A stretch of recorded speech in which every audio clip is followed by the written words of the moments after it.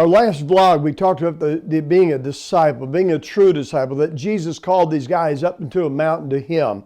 And God calls you to be a disciple. And we finished up with saying that you may have been called to teach and preach and administrate ministry, but your call to be a disciple is of the utmost importance. That's first in your life, is am I a follower of Jesus Christ? Now, not only is there a drawing call to be a disciple, but there's a distinction of a disciple. Let's talk about that. That what distinguishes a true disciple. I'm not talking about a church member. I'm not talking about being religious. I'm talking about what is the distinction of being a disciple. We go back to Mark chapter 3 and verse 13. The Bible says, speaks to us about that there.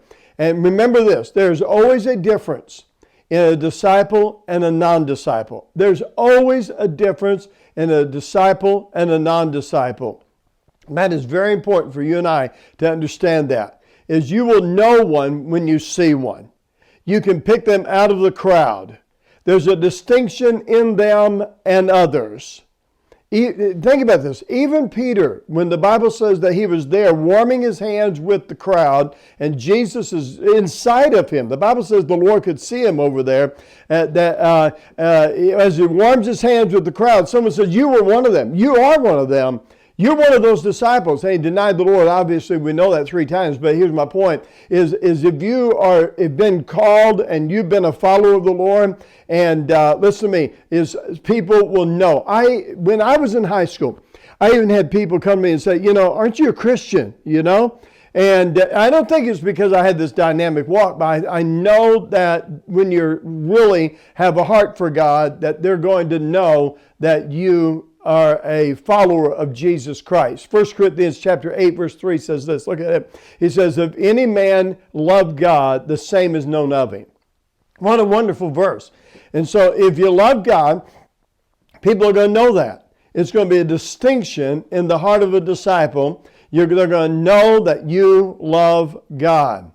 Now, Jesus called these disciples out. They are to be separated men and women. That is a distinction of a disciple. The Bible says in John 17, 16, 17, it says, they are not of the world, even as I am not of the world. And then he says, sanctify them to thy truth. Thy word is truth. And as thou hast sent me into the world, he says, even so have I also sent them into the world. Let's get this straight real quick before we get done here this morning.